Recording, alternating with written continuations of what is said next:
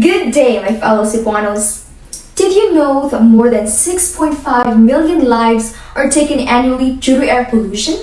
In April 2022, 1,000 scientists from 25 different countries organized protests warning about catastrophic climate effects if greenhouse gas emissions are not substantially reduced by 2025. This assertion is clearly evident in populated and industrialized places like Cebu City.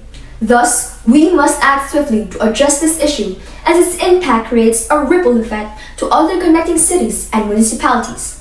To effectively preserve Mother Earth from air pollution, Cebu City's local government should sternly implement projects and seriously enact ordinances that aim to solve short-lived climate pollutants or SLCP with the cooperation of the city's residents. Now, let me tackle the three causes that aggravate Cebu City's pervasive air pollution.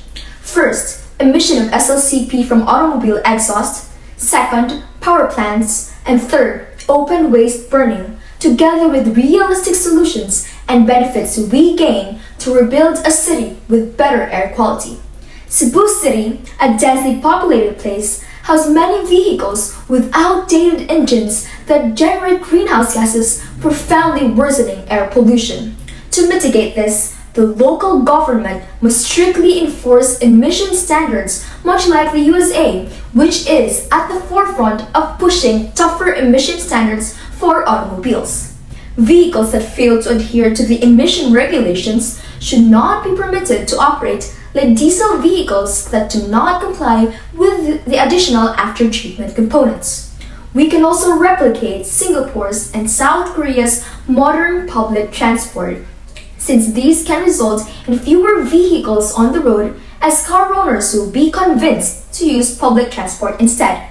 Less traffic will result in lower pollutant emissions and better air quality. Since Cebu City is a progressive city, power plants and industries emit massive amounts of pollutants, and many of which are fossil fuel based. Thus, we should transition to energy systems that are low carbon, sustainable, and renewable. Ilocos Norte's utilization of wind turbines, a renewable energy source as their main electricity provider, is possible in Cebu City. These wind turbines can be placed in mountainous areas of the city like Busay and Guadalupe. We can also stimulate France's use of nuclear power, which is a zero-emission energy source. We can gradually phase out industries that are reliant on fossil fuels and shift to using renewable energy sources. This transition can create positive effects on public health and lower energy costs in industries. Third, due to inconsistent waste collection provisions in Cebu City, households opt for open waste burning. To effectively seize this, Cebu City's LGU can adopt the enforcement of non-emergency dispatch hotlines of Minnesota, USA. With this, residents can report to the local officials about open waste burning situations that they have witnessed and request the assigned person to check the property of the alleged offender to look for evidence. Offenders will then follow the proper proceedings.